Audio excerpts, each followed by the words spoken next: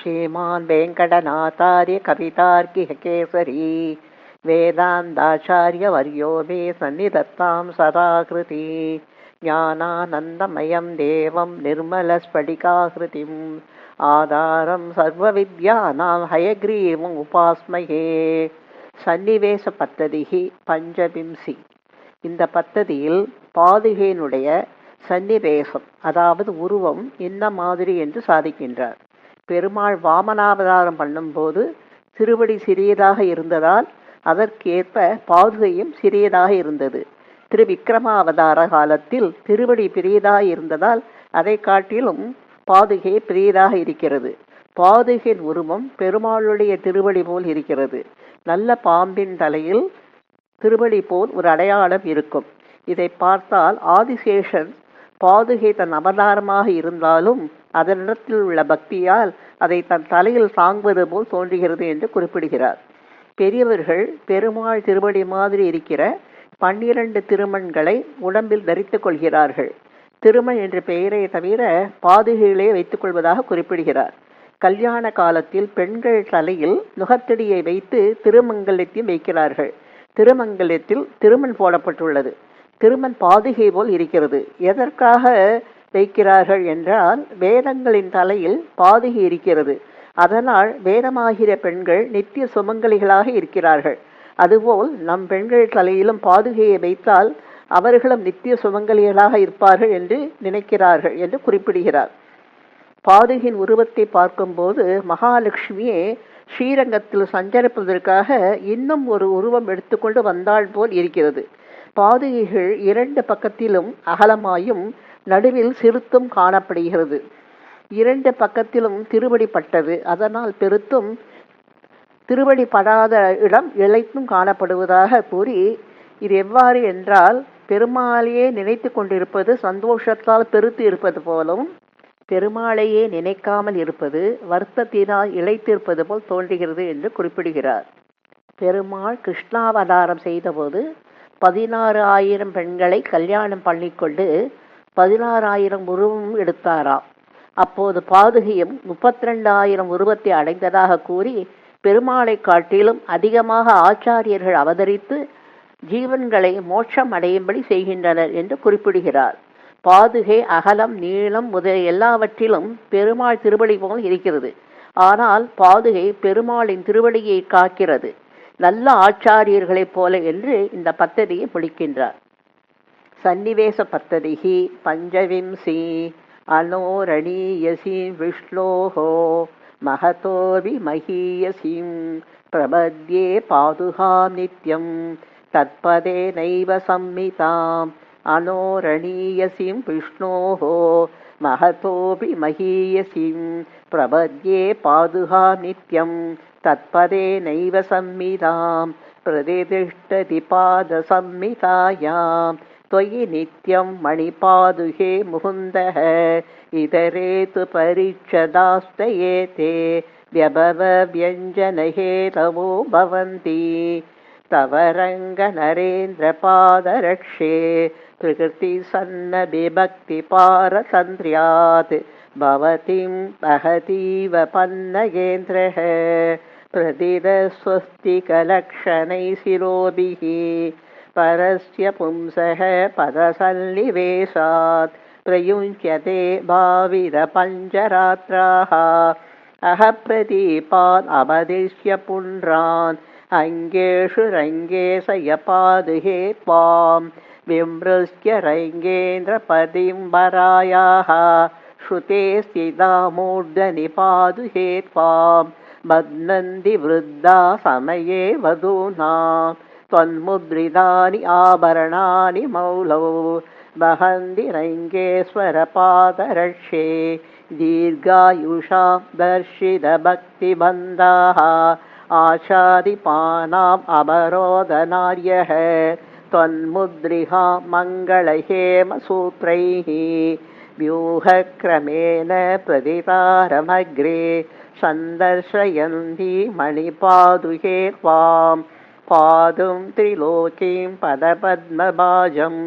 सौदर्शनीं शक्तिमवैमि सौरेः बद्धासिका कनकपङ्कजकर्णिकायां मध्ये कृशा मुररिपो मणिपादुहे त्वं सन्दृश्यसे सरसिजासनया गृहीतं रूपान्तरं किमपि रङ्गविहारयोह्यं मानोचिदस्य मददीनजनस्य नित्यं मा भूत् अद कृपणतेरि विचिन्तयन्त्या बन्दीकृतं ध्रुवम् अवैमिवलग्नतेसे कार्श्यं त्वया कमललोचनपादरक्षे मध्ये कृसा उभयत प्रतिपन्नवृद्धिं मन्ये समेक्ष्य भवती मणिपादरक्षे नित्यं मुकुन्दपदसङ्गमभिप्रयोः निश्चिन्वदे कृतधिय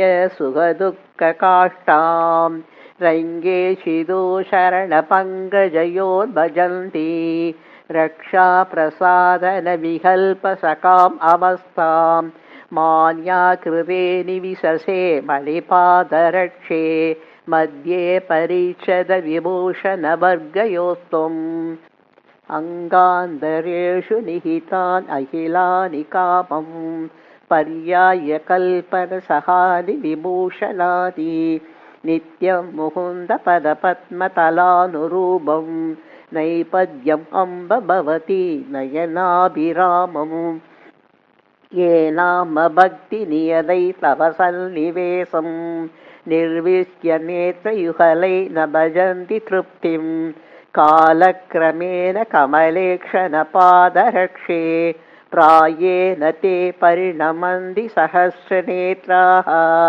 पदमप्रमाणम् इति वादिनामदं मधुजित्पदे महतिमास्वभूतिः व्युदपादितस्य शरणावनि त्वया निहमात्मनस्तव समप्रमाणता अप्रभूतमभवज्जहत्रयं यस्य मातु उदितस्य पादुके अप्रमेयम् अमितस्य तत्पदं नित्यमेव ननु संमिदं त्वया आलवालमिव भाति पादुके पादपस्य भवति मधुदिशः यस्समीपविनदस्य शूलिनः सारिणी भवति मौलिनीं नः मोदमानमुनिबृन्दषट्पदा बाधिमुक्तिमहरन्दवर्षिणी कापि रङ्गनृपते पदाम्बुजे कर्णिका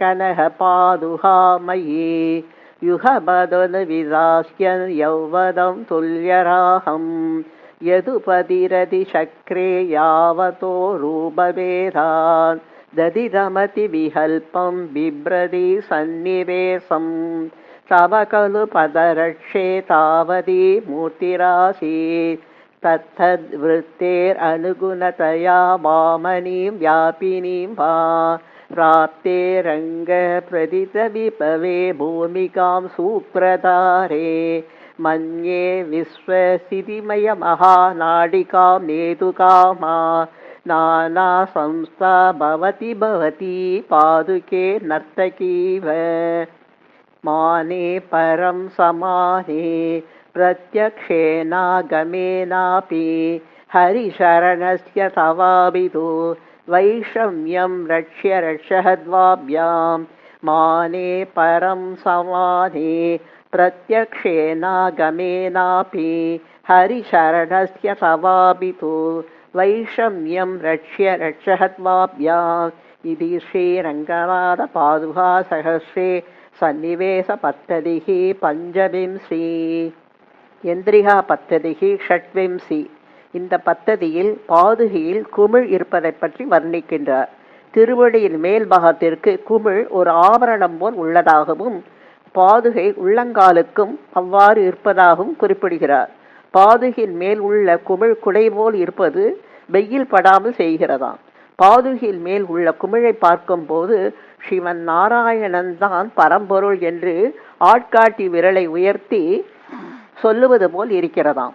பாதுகையின் குமிழை பார்த்தால் ஜீவ ரூபத்தை காட்டுகிற பிரணவத்தின் மகாரம் போல் இருக்கிறது என்றும், பிரணவத்தில் மகாரம் பிரதானம்.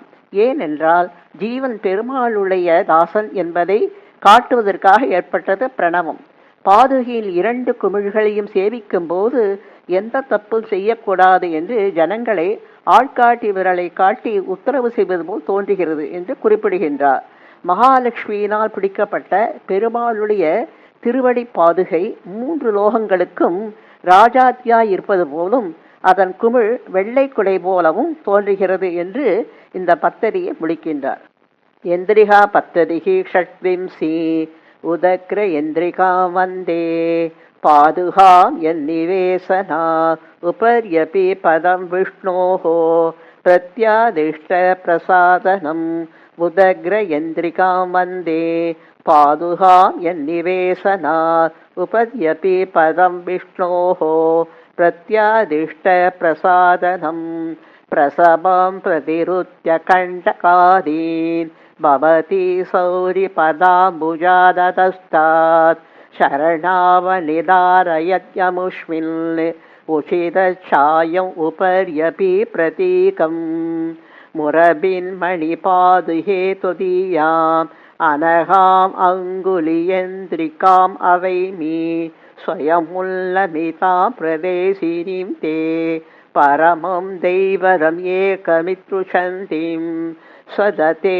मणिपादुहे त्वदीया पदशाखायुगयन्त्रिका विचित्रा परमं पुरुषं प्रकाशयन्ति प्रणवस्येव परेयम् अर्धमात्रा अनुयातमनोरथा मुरारेः भवती केळिरतश्रियं ददाति शरणावणियन्त्रिका तवैषा तनुते कूबरसम्पदं पुरस्तात् संगे भवत्या सुभगं प्रतीकं रङ्गे स पादाङ्गुलिसङ्ग्रहार्थं त्राणाय पादावणिविष्टपानाम् आज्ञां करीम् अङ्गुलिमुद्रिकां ते अलङ्कृतं कर्णिकयोपरिष्टात् उदग्रनाळं तव यन्द्रिकांसं पद्मापदे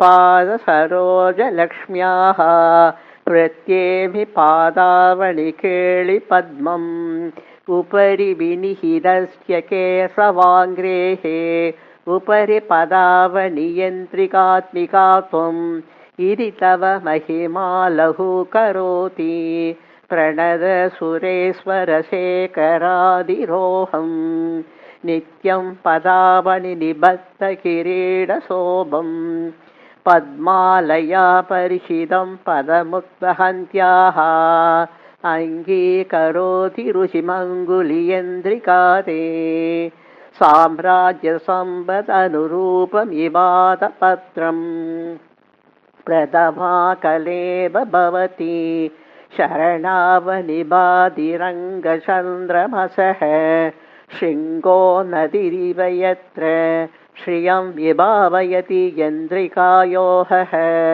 प्रथमा कलेव भवति शरणावनिबाधिरङ्गचन्द्रमसः शृङ्गो नदीरिव यत्र श्रियं विभावयति यन्द्रिकायोगः इति श्रीरङ्गनाथपादुका सहस्रे यन्द्रिका पद्धतिः षड्विंशी ரேகா பத்ததிகை சப்தவிம்சி.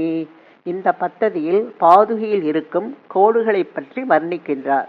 பாதுகையின் மேல் இருக்கும் கோடுகளை பார்த்தால் வேதங்களை தெரிவிப்பதற்கு ஒருவித அடையாளம் போட்டிருப்பது போல் தோன்றுகிறதாம். மேலும் தேவதைகள் சேவிக்கும் போது அவர்கள் கிரீடங்கள் பட்டு அதனால் பாதுகையின் மேல் கோடுகள் ஏற்பட்டுள்ளதாக சாதிக்கின்றார். தேவதைகளின் கிரீடத்தில் உள்ள ரத்தினங்கள் பாதுகையின் மேல் இடித்து மேடு பள்ளமாய் இருக்கிறதாம். ஜனங்கள் அந்த பாதுகையை தலையில் சாதித்து கொள்ளும் போது அவர்கள் தலையில் இருக்கும் மோட்சத்திற்கு இடைஞ்சலான எழுத்துக்களை அழித்து விடுவதாக ரசமாக குறிப்பிடுகிறார். பாதுகையின் மேல் குடை, தாமரை பூ, துவஜம் இவை போன்ற கோடுகள் காணப்படுகின்றன. பெருமாள் திருவடிகளிலும் இந்த கோடுகள் இருக்கின்றன. இல்லாவிட்டால் பாதுகை மேல் எவ்வாறு இந்த கோடுகள் வரும் என்று கூறி, இந்த மாதிரி கோடுகள் உள்ளவர்கள் உலகத்திற்கு எல்லாம் ராஜாக்களாக இருப்பார்கள் என்று குறிப்பிடுகிறார். பாதுகையின் பேரில் அநேக கோடுகள் இருப்பதாயும் அவைகளை பார்த்தால் பிரளய காலத்தில் வேதம் போய்விடுமோ என்ற சந்தேகத்தை போக்குவதற்காக பாதுகையின் மேல் வேதங்களை எழுதி வைத்திருப்பது போலும் தோன்றுகிறது என்று குறிப்பிடுகிறார். ஆனால் வேதம் எப்போதும் அழிவதில்லை, பிரளய காலத்தில் சூட்சமாய் இருக்கும் என்று குறிப்பிட்டு இந்த பத்ததியை நிறைவு செய்கிறார். ரேகா பத்ததிகி சப்தவிம்சி சூச்சயந்தீம் ஸ்வரேகாபிஹி அநாலேக்ய சரஸ்வதீம் அலேகனீய சௌந்தர்யா ஆශ්‍රயே சௌரி பாதுகாம் சூச்சயந்தீம் ஸ்வரேகாபிஹி அநாலேக்ய சரஸ்வதீம் அலேகனீய சௌந்தர்யா ஆශ්‍රயே சௌரி பாதுகாம் மணிமௌலி நிகர்ஷனாசுராணாம் வகசே காஞ்சன பாதுகே விசித்ரம் கமலாபதி பாத பத்மயோகாத் அபரம் லக்ஷணமாதிராஜ்யசாரம் அபிதோ மணி பாதுகே ஸ்புரந்த்யாஹ தவ ரேகா விததே ததா விதாயாஹ முரவைரி பதாரவிந்தரூடைஹி அனுகல்பாயிதம் ஆதிராஜசிக்னைஹி ரேகயா வினமதாம் திவௌகசாம் மௌலிரத்னமகரி முகோதயா பாதுகே வகசி நூனமத்புதம் சௌரிபாத பரிமோகலக்ஷணம் திரிதசமகுடரத்னோலேகரேகாபதேசாத் பரிணமயசி பும்சாம் பாதுகே மூர்நிலக்னா நரகமதன சேவா சம்பதம் சாதயித்ரி நியதி விலிகிதானாம் நிஷ்கிருதிம் துர்லிபீனாம் பதகமலதலாந்த சம்ஸ்ரிதான் யாதபத்ர துவஜ சரசிஜ முக்யானி ஐஸ்வரி லக்ஷணானி அவகமயசி சௌரே பாதுகே மாதுஷானாம் உபரி பரிணதைஸ்வை தேவி ரேகா விசேஷைஹி ஸ்நாதா பதாவனிசிரம் பரிபுஜ்ய முக்தா பாதேன ரங்க நிருபதே சுபலக்ஷணேன ரேகாந்தரை நவ நவை உபசோபசேத்வம் சம்ஸ்கார சந்தன விலேபன பங்கலக்னைः பக்த்யா முஹு பிரணமதா த்ரிதசேஸ்வராணாம் கோடீர கோடிகஷனாத் உபஜாயமானைः ஆபாதிஷௌரி சரணாத் அதிகானுபாவா ரேகாஸ்ரதை தவ பதாவணி காபி ரேகா பாதாவணி பிரதிபதம் பரமஸ்ய பும்சः பாதாரவிந்த பரிபோக விசேஷயோக்யா ஸ்வாபாபிகாம் சுபக பக்தி விசேஷ திருஷ்யான் ரேகாத்மகான் வகசி பத்ரலதா விசேஷான் ரேகாபதே சதஸ்த்வம் பிரசமயித்தும் பிரளய விப்ளவாசங்காம் வகசி மதுஜித் பதாவனி மன்யே நிகமஸ்ய மாத்ருகாலேக்யம் ரேகாபதே சதஸ்த்வம் பிரசமயித்தும் பிரளய விப்ளவாசங்காம் வகசி மதுஜித் பதாவனி மன்யே நிகமஸ்ய மாத்ருகாலேக்யம் இது ஸ்ரீரங்கநாத பாதுகா சகஸ்ரே ரேகா பத்ததிகி சப்தவிம்சி சுபாஷித பத்ததிகி அஷ்டாவிம்சி. இந்த பத்ததியில் ராமாயணத்தில் சொல்லப்பட்ட செய்கைகளுக்கு கருத்து அருளி செய்கிறார். ராமனுடைய பாதுகையை பரதன் ஆராதித்தார். ஸ்ரீராமனிடத்தில் எல்லையில்லாத பெருமை இருந்ததினால் அவரை சேர்ந்த பாதுகைக்கும் பெருமை கிடைத்தது என்று குறிப்பிடுகின்றார். ஒருவன் மிகவும் கெட்டிக்காரனாக இருந்தால் எந்த வஸ்துவை கொண்டும் எந்த காரியத்தையும் செய்ய முடியும் என்று கூறி ஸ்ரீராமனுக்கு புல் பிரம்மாசுரத்தின் வேலையை செய்தது. கைக்கும் கண்ணுக்கும் அகப்படாத ஸ்ரீ பரசுராமனுடைய புண்ணியத்தை பானத்தினால் அடித்தார்.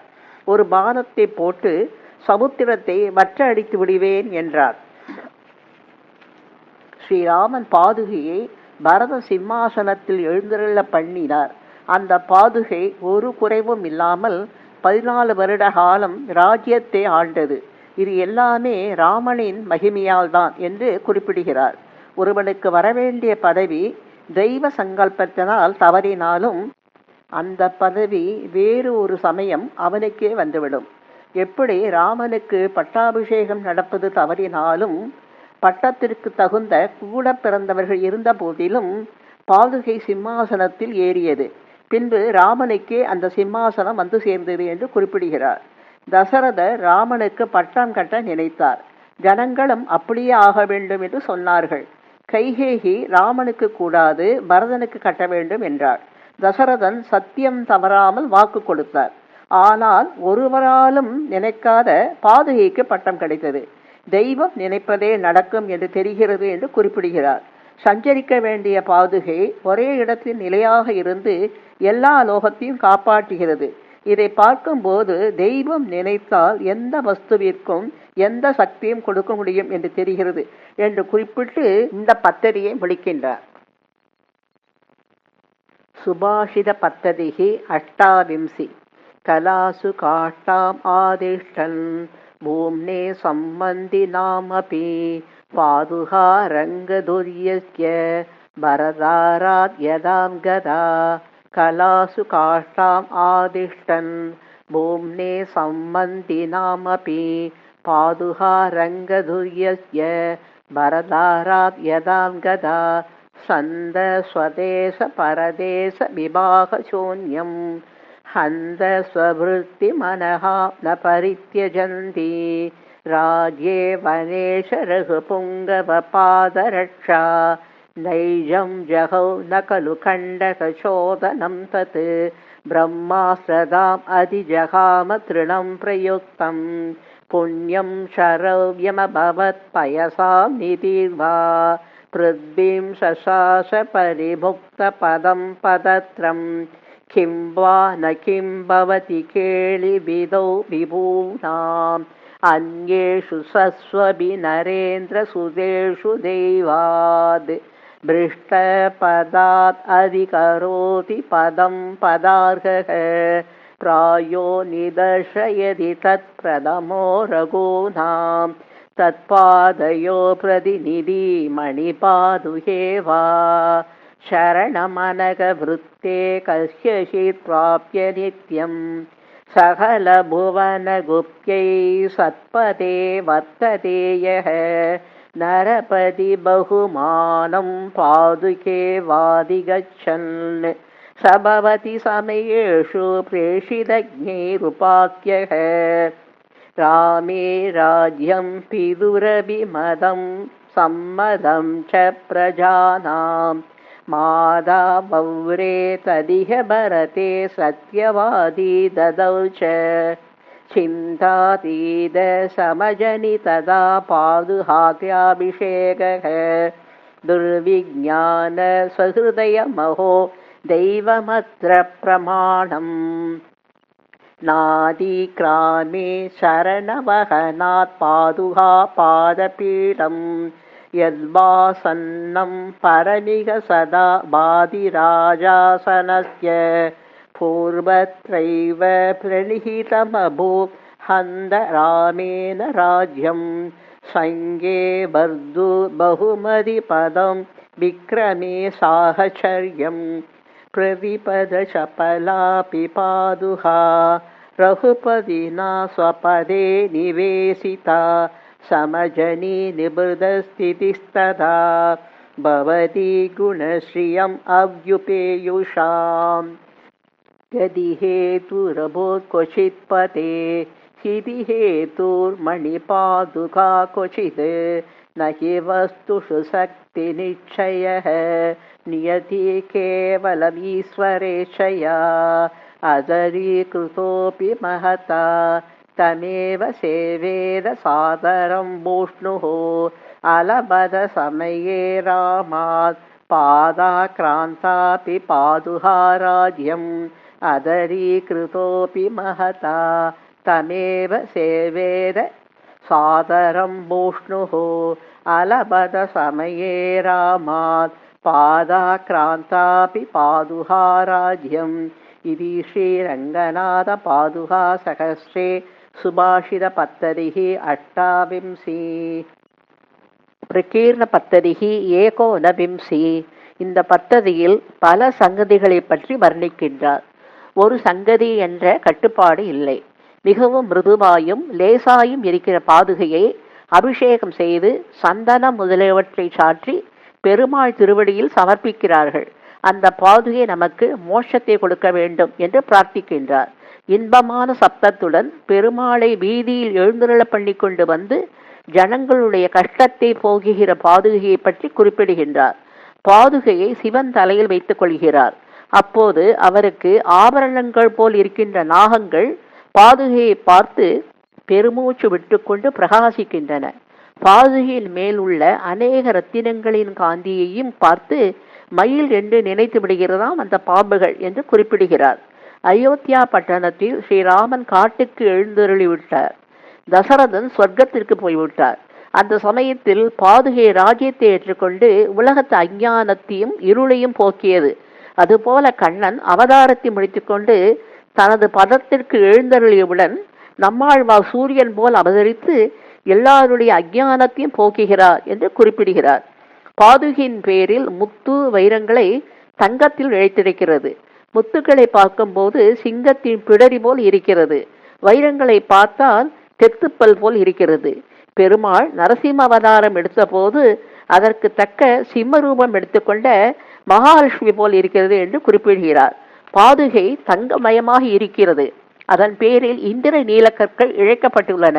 அதனால் சிவப்பாயும் கருப்பாயும் காணப்படும் பாதுகையை சேவிக்கும் போது மகாலட்சுமி பூதேவி இருவரும் சேர்ந்து இருப்பது போல் தோன்றுகிறது என்று குறிப்பிடுகிறார். ஆதிசேஷனுக்கு பாதுகையை பார்ப்பதிலும் அதன் சப்தத்தை கேட்பதிலும் மிகவும் ஆசை உண்டு. இரண்டையும் ஒரே சமயத்தில் செய்ய வேண்டும் என்று கண்ணையே காதாக வைத்துக் கொண்டாராம். பாம்புகளுக்கு கண்ணும் காதும் ஒன்று. அந்த விஷயத்தை இவ்வாறு நயமாக குறிப்பிடுகின்றார். ஸ்ரீரங்கநாதன் வீதிகளில் எழுந்தருளும் போது அந்த திருவடிகளின் மார்தவத்தை கண்டு பாதுகை தன்னுடைய காந்திகளை கொண்டு திருவடிகளுக்கு உறுத்தாமல் இருப்பதற்காக தாமரை, ஆம்பல், கருணைதல் முதலிய புஷ்பங்களை வரிசையாக பரப்பியுள்ளது போல் தோன்றுகிறது என்று வர்ணிக்கின்றார். வேதமாகிற பெண்கள் பெருமாள் தங்களுக்கு கணவனாக வர வேண்டும் என்று ஆசைப்படுகிறார்கள். அதற்கு பாதுகை சுபமான மந்திரங்களை சொல்லி தனது காந்தியான மங்கள சூத்திரத்தை கட்டுவது போல் தோன்றுகிறது. இந்த 869வது ஸ்லோகத்தை கன்னிப்பெண்கள் தினமும் பக்தியுடன் சொல்லி வர தக்க வரனை அடைவார்கள் என்று பெரியோர்கள் சொல்லுவார்கள். மலர்மகள் கைவருட மலர்போது சிவக்கும் பெருமாளின் திருவடிகள் காளிய சர்ப்பத்தினுடைய விஷ ஜுவாலையால் உரப்பான தலைகளில் பாதுகையின் பலத்தினால்தான் சுகமாய் நர்த்தனம் செய்து அந்த காளியின் அவமானப்படுத்தியது என்று குறிப்பிடுகிறார். பாதுகையின் ஸ்தானத்தில் ஆச்சாரியர்கள் என்று வைத்துக்கொண்டு மறுபடி ஒரு கர்ம சரீரத்தை அடையாமல் பகவானை அடைவதற்கு சரணாகதரலான நமக்கு நமது பிரயத்தனத்தால் அது முடியாது. ஆகையால் பெருமாளை நேரில் பிரார்த்திப்பதை காட்டிலும் ஆச்சாரியனை பிரார்த்திக்கிறது எளிதாகியபடியால் பாதுகையை வணங்கி அந்திம ஸ்மிருதியை பிரார்த்தித்து இந்த பத்ததியை நிறைவு செய்கின்றார். பிரிகேர பத்ததிஹி ஏகோ நத்ரம்சி விதோ பிரவருத்திய த்ரவ்யம் குணசம்ஸ்கார நாமபிஹி ஸ்ரேய சாதனம் ஆம்நாதம் தத்பதத்ரம் ததாஸ்து மே விதோ பிரவருத்திய த்ரவ்யம் குணசம்ஸ்கார நாமபிஹி ஸ்ரேய சாதனம் ஆம்நாதம் தத்பதத்ரம் ததாஸ்து மே மதுரஸ்மிதரம் யமௌக்திக ஸ்ரீஹி விசசீர்யஞ்சித மஞ்சுள பிரணாதா சஹரங்க நிருபேன வாசகேஹம் தனு மத்யா மணிபாதுகே த்வமேகா சுபசப்த விசேஷ சம்ஸ்திதாபிஹி பவதி சௌரிபதாவணி கிரியாபிஹி அனுதிஷ்டதி நூனமாசிதானாம்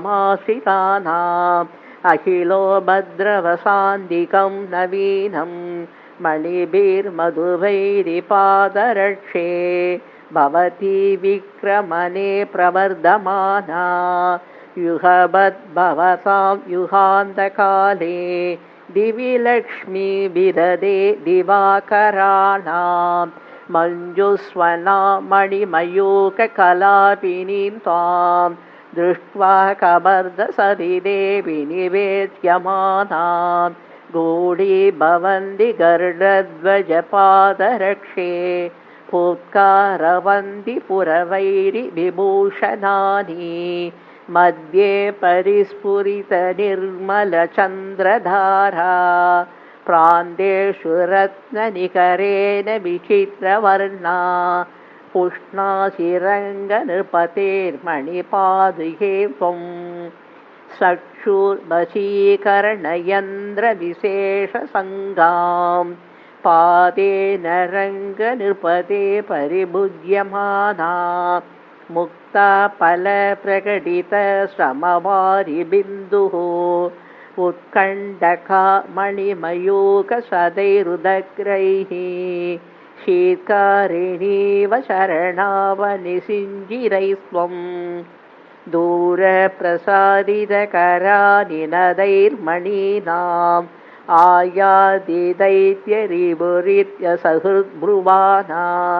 दैत्येश्वरानभिमुखाञ्जनितानुकम्पा मन्ये निवारयसि माधवपादुके त्वम् अच्छेत्यरश्मिनियतक्रमरत्नदुर्या निष्कम्भगूभरनिभं ददति प्रतीकं क्रीडागतेषु मधुचित्पदपद्मलक्ष्म्याः कर्णीरथस्त्वमसि काञ्चनपादरक्षे मञ्जुस्वनामरतकोपलमेचकाङ्गी शोणास्मतुण्डरुचिरा मणिपादुके त्वं पद्माविकाररसिकस्य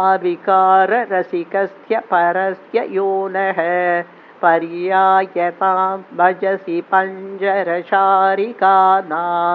शोणोपलैश्चरणरक्षिणि संश्रितेषु छायात्मना मरदकेषु तवावघाडः अन्वेति सौरिरभितफलपङ्क्तिशोभिनी आत्मानमेव सहितं बडपत्रमध्ये स्फीतं पदावनि तव स्नपनार्द्रमूर्तेः आसागरं तदमभूत्मनिरश्मिजालं लीलोचितं रघुसुतस्य शरव्यमासल् यातो नीयस्य वलयेन विवेष्टितानि रत्नांशुभे तव तदा मणिपादरक्षे संव्रज्यमानमभुषां रजनीमुखेषु आकस्मिकागतम् अदर्शि महौषधित्वं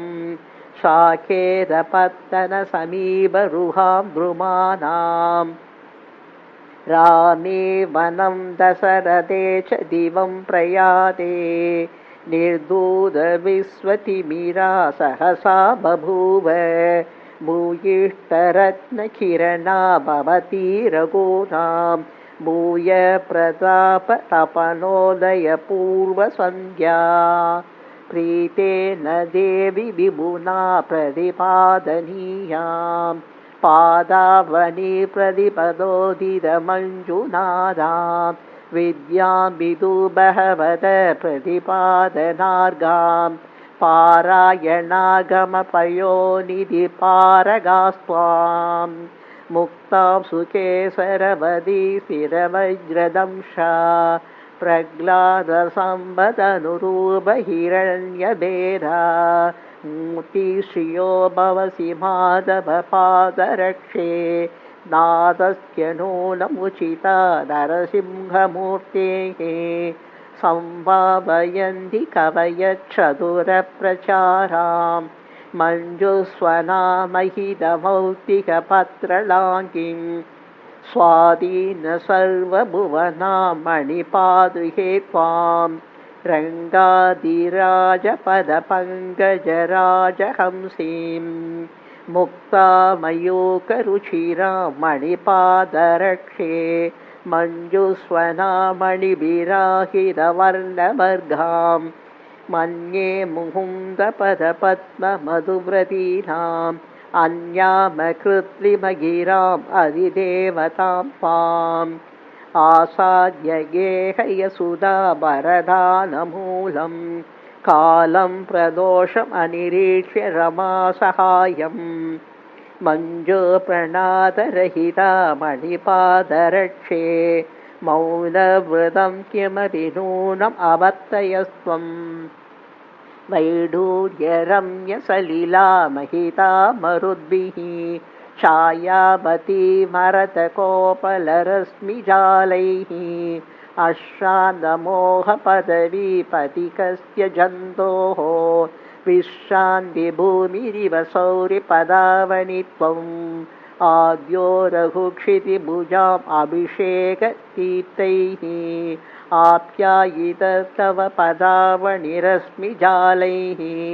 मन्दीचकारतपनो व्यपनीतभीतिः मन्दोदरी वदनचन्द्रमसो मयूखान् मान्या समस्तजहता मणिभङ्गनीला पादे निसर्गगणिता मणिपादुके त्वम् अन्धपुरेषु ललितानि गदागदानि छायेव रङ्गनृपतेरनुवर्तसे त्वं रङ्गादिराजपदपङ्कजम् आश्रयन्ती हैमी स्वयं परिगता हरिनीलरत्नैः सम्भाव्यसे सुहृदिभिर्मणिपादुके त्वं सामान्यमूर्तिरिव सिन्धुसुधाधरण्योः अप्यर्चितासु मनसां निवहैरजस्रं मुक्तारुणोपलनहाङ्गुलिपल्लवश्रीः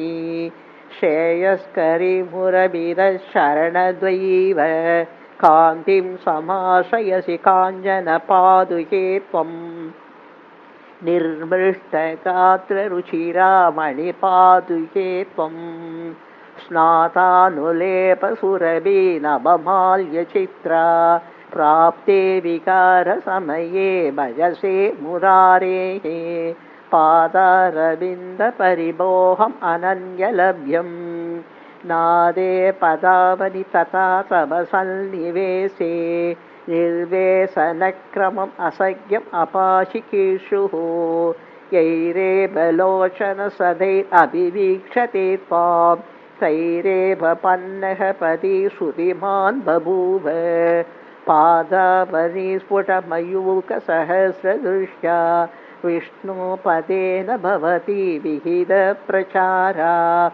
त्वद्भक्तियन्त्रितजनप्रदमस्य शम्भोः वैकर्तनीम् अनुकरोति विहारमूर्तिम् राज्ये वनेऽपि रघुवीरपदोचितायाः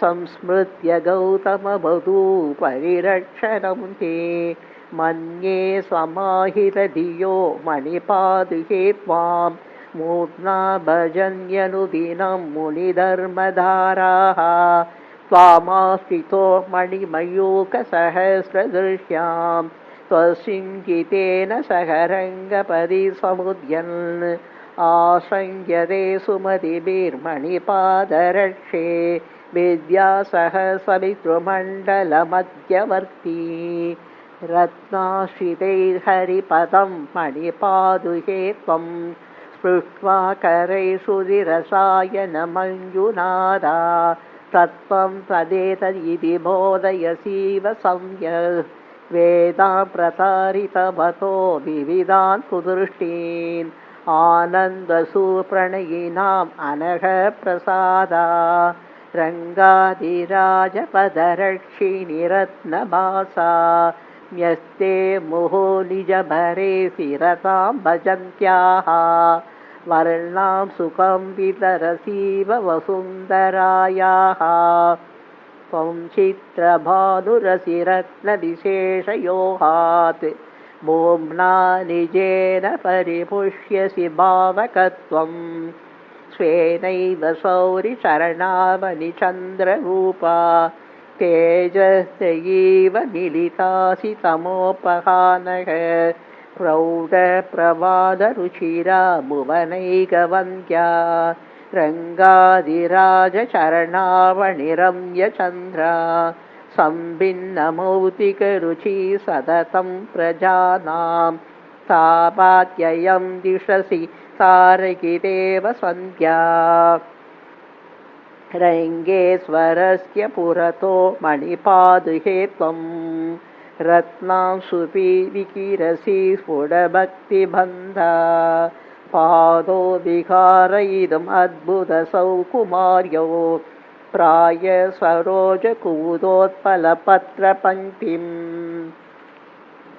आसन्नवृत्तिरवरोधगृहेषु सौरेः आपादयस्यनुपदं वरवर्णिनीनाम् आलक्ष्म्यरत्नकिरणा मणिपादुके त्वं मञ्जुस्वना मदनबाणनिकर्षसङ्गाम् पर्याप्तमौक्तिकनकास्फुटपद्मरागा रेखाविशेषरुचिरा ललितप्रचारा रङ्गादिराजपदयोर्मणिपादुके त्वं सायुज्यम् आसितवतीव समस्तवन्द्या प्राप्ताभिषेका मणिपादुके त्वं प्रदीप्तरत्ना रघुराजधान्याः प्रदक्षिणप्रक्रमनादकाशीः प्राकारम् आग्नेयम् इव प्रभाभिः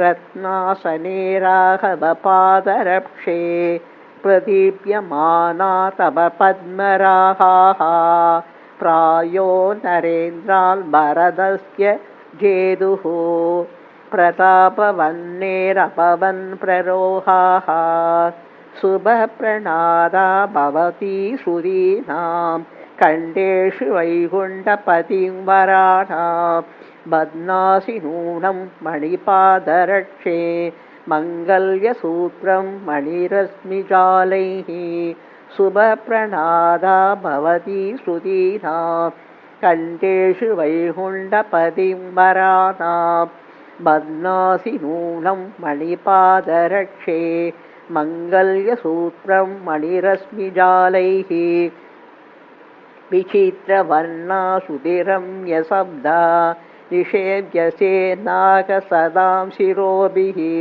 मधुदिशस्त्वं मणिपादरक्षे श्रेयस्करी शासनपत्रिकेव शिरा स्वभावान् मणिपादुके त्वं सर्वं सहास्वादुफलप्रसूतिः पृथ्वीपद्यां परमस्य पुंसः संसृज्यसे देवि इभज्यसे च पश्यन्ति रङ्गेश्वरपादरक्षे पूजासु ते संहितपुष्पजाला बृहीदृशोवासवरत्नरेखां शशित्रपुङ्गामिव मन्मदध्यां करैरुदग्रैः स्फुरतां मणीनां मञ्जुस्वना माधवपादुके त्वम् अनूपदेशे कनहाबकायाः कले प्रवेशं प्रतिषेधसीव आक्रान्तवेदी भवती तदानीम् अदर्शि मुक्ता विदशो नरत्ना करगृहार्थं वरदेन भूम्याः लाजो करेवग्निशिखेव कीर्णा पत्रला मणिगणे हिरण्मयी वाचिरङ्गपतिरत्नपादुके केळिमण्डलगता गदोषिता भूमिकेव गरुडेन कल्पिता उन्नतं बलिविरोधिनस्तदा पादुके पदसरोजमाश्रिता मौक्तिकस्तबकमद्य संमितं व्योमषड्पदतुलाम् अलम्बयः कोमलाङ्गुलिनिवेशयन्द्रिका न्यस्तमौक्तिकमयूहदन्दुरा मङ्गलानि मम सीवदेहिनां रङ्गराजमणिपादुके स्वयं पङ्कजा सहशरस्य रङ्गिनः पादुके निजपदात् अनन्तरं यस्य तस्त्वयि जहन्ति जायते नागमोहशयनं निरङ्कुशं साधयन्ति मधुवैरिपादुके साधवस्थिरम् उपायमन्तिमं त्वत्प्रवृत्तिविनिवर्तनोचित स्वप्रवृत्तिविनिवर्तनान्वितं नन्दसूनुपदपद्म इन्दिरा पाणिपल्लवनिपीडनासहं पादुके तव बलेन पर्यभूत् ऊष्मला उरहमौलिशर्करा मणिनिगरसमुत्तै सर्ववर्णा मयूकैः प्रकटितशुभनादा पादुके रङ्गबर्दुः निखिलनिगमसूते ब्रह्मणस्तस्वनाथाम् अवहमयसि हृद्याम् अर्धमात्रां चतुर्थीं श्रुतिविषयगुणात्वं पादुके दैत्यहन्तुः सततगतिमनोज्ञा स्वेन धाम्ना ज्वलन्ति जनितभुवनवृद्धि दृश्यसे स्थैर्ययुक्ता विधृतनिखिलभूता वैजयन्तीव माला रघुपतिपदशङ्का राज्यकेदं त्यजन्ति पुनरपि भवति स्वां दर्शयन्ति विकारान् अभिसमदितवृद्धिं हर्षकोलाहलानां जनपदजनितानां जायसा सिञ्जितेन हरिशरणमुपग्रं पादुके संस्थितायाम् अधिगतबहुशाकं वैभवं दर्शयन्त्याम् अभजतविधिहस्तन्यस्तधर्मद्रवाया त्वयि मुकुलसमृद्धिं मौक्तिहर्षि तदानीं कनकरुचिरकान्ति कल्पिता शोकभारा कृतपदकमलश्रीक्रीड्यता माधवेन दिशि दिशि सुमनोभि दर्शनीयानुभावा सुरभिसमयलक्ष्मीं पादुके पुष्यसि त्वं प्रणिहितपदपद्मा पादुके रङ्गबर्दुः सुभदरगतिहेतु शारुमुक्ता प्रवाळा शिरपरिणतराहां शुद्धबोधानुबद्धां स्वजनयसि मुनीनां त्वन्मयीं चित्तवृत्तिं विरचितनवबाहा रत्नभेदे विचित्रैः विविधविततरेखा व्यक्तसीमा विवाहा हरिशरणसरोजं प्रेप्सदाम् अर्चनीयं प्रदयसि नवनाभं मण्डलं पादुके त्वं परिणतगुणजाला पङ्क्तिपेर्मौक्तिकाना बहुविधमणिरश्मि ग्रन्थिबन्धाभिरामा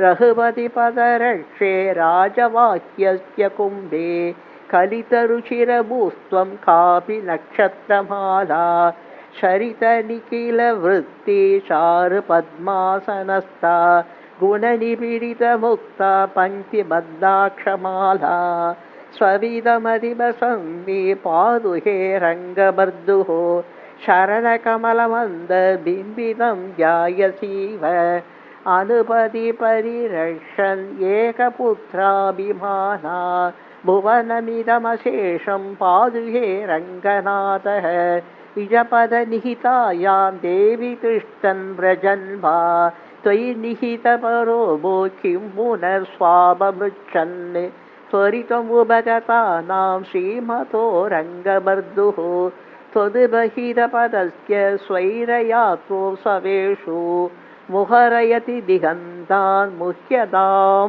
त्वत्प्रशस्तवो विहितकुचुमवृष्टि यावकोशी सुराणां मनसि नियमयुक्ते वर्तमाना मुनीना प्रतिपदम् उभयान्ति भावनीयक्रमत्वं श्रुतिरिव निजसप्तै पादुके रङ्गबर्दुः पदमनितरगम्यं व्यङ्क्तुमर्हा त्वमेव अविकलनिजचन्द्रालोकसन्दर्शनीया प्रतिकल उपभोक्या पादुके रङ्गबर्दुः उहळयिदम् अशेषं मौक्तिकज्योत्स्नयानः प्रभवसि तिमिरमुगं पौर्णमासी निसेव हंसश्रेणी परिचितगतिहारिणी कल्मषानां मौलौ शम्भो सिरिमदिगदा मुक्तचन्द्रानुबद्धा राज्ञामेका रघुकुलभुवां सम्यक् उत्तारिका त्वं काले तस्मिन् श्रीमदिगदा पादुके जानवीव स्वच्छाकारां श्रुतिसुरभिदां साधुभावोपपन्नां मार्गे मार्गे महितविभवां पादुके तीर्थभेदैः शीतस्पर्शां श्रमविनयिनीं गाहते मन्दमन्दं क्रीडालोलकमलनिलया दत्तहस्तो युवा त्वाम् अभ्यस्यन्यो क्रमम् अनुपमं रङ्गबर्धो विहारे स्थाने स्थाने स्वरपरिणतिं लम्बितत्सदर्हाम् पर्यायेन प्रहितपदयो पादुके श्रुत्युदारः सिञ्जानाद स्फुरतिरयो शृङ्गला बन्धरम्यः आसन्नाना दिवसमपुनर्नक्तम् आपादयन्ति स्फीतालोहा मणिभिरभितप्राणिनाम् अस्तदोषा प्रस्वैजुष्टा विबुधनिवहै पादुके रङ्गबर्धुः पादाम्भोजे दिशति भवति पूर्वसङ्केव कान्तिं रम्या लोका ललितगमना पद्मराहादरोष्ठी मध्ये श्यामा मणिवलयिनी मौक्तिः व्यक्तहासा श्यामा नित्यं हरितमणिभिक्षाङ्गिनः पादरक्षे मन्ये धातु भवसि महिला निर्मिदो मातृका त्वं तित्वा पूर्वं क्वशन भवति भद्रपीडस्य मध्ये रक्तोदञ्जकिरणनिकरा रङ्गिनः पादरक्षे व्याखीर्नाना नृपतिविरहा देवि वर्णाश्रमानां नूनं सीमा विभजनसहं निर्ममे सूत्रपादम् मादर्मञ्जुस्वनपरिणत प्रार्थना वाक्यपूर्वं निक्षिप्तायां त्वयि शरणयो पादुके रङ्गबर्धुः त्वय्या यत्तं किमपि कुशलं जानतीनां प्रजानां पर्याप्तं तत्त खलु न भवत्यात्मनिक्षेपकृत्यं नित्यं रङ्गश्रीपतिपदन्यासधन्यात्मनस्ते शिञ्जानादं श्रवणमधुरं पादुके दीर्घयन्तः काले तस्मिन् करणविगम क्लेशजातं विगन्युः सन्तापं नः तरुणतुलसी गन्धिनो गन्धवाहाः संसारात्मश्रमपरिणतं संश्रितानां जनानां तापं सत्य समयितुमलं शार्ङ्गिलपादुके त्वं चन्द्रापीठे प्रणमति नवां चन्द्रिकाम् आबिबद्भिः तारा निर्यत्सलिलकणिका शीकरैः चन्द्रकान्तैः वज्रोपेता बलविदबलश्यामला मञ्जुघोषां मुक्ता सारा मधुरचपला वीक्ष्य विष्णोपदे त्वां हर्षोत्कर्ष उपरि चलयन् पादुके चन्द्रकान्तं दत्ते नित्यं धृतगणरुचि ताण्डवं नीलकण्ठः श्रीरङ्गेन्दो चरणकमलं तादृशं धारयन्ति काले काले सह कमलया क्लृप्तयात्रो समस्तीः गद्वा गद्वा स्वयमनुग्रहद्वारम् उन्निद्रनादा पौरा नित्यं किमपि कुशलं पादुके पृच्छसीव चतुरविहारिणीं रुचिरपक्षरुचिं भवतीं मनसि जसायकासनगुणोचितमञ्जुरवान् अनुपदमादृके महेन्द्रशिलामहितां हरिशरणारविन्दमहरन्दमधुव्रदिकां कनकरुचा जडा उरहमौलिमणिर्मणिभिः त्रिदिवतरङ्गिनीं तरणमौक्तिकदीदिभिः कुटिलतया क्वचि शशिकलाम् अदरीकुरुषे मुररिपादुके पुरभिरशिरसा विधृता काले स्वल्पभुजङ्गमस्य भजत काष्ठां गतां शेषतां मूर्तिं कामपि वेद्निरङ्गनृपते चित्रां पदत्रद्वयीं सेवानम्रसुरासुरेन्द्रमकुटी शेषापडी सङ्गमे मुग्धा चन्द्रिकयेव या प्रदयते निर्मोहयोऽहं पुनः चन्द्रापीडशिखण्डचन्द्रशिखरस्योतसुधा निर्जर स्तोकास्पृष्टसुरेन्द्रशेखररथस्यानां सुमपादुकां ब्रह्मस्तम्भविभक्तसीमविविधक्षेत्रज्ञसर्गस्थितिः ध्वंसानुग्रहनिग्रहप्रणयिनी या सा क्रियारङ्गिनः लक्ष्मीनूपुरसिञ्चितेन गुणितं नादं तवाकर्णयन् आजिघ्रन्निगमान्दगन्धतुलसीदामोदितं सौरभम् काले कुत्रचिदागतं करुणया सार्धं त्वया शाग्रतः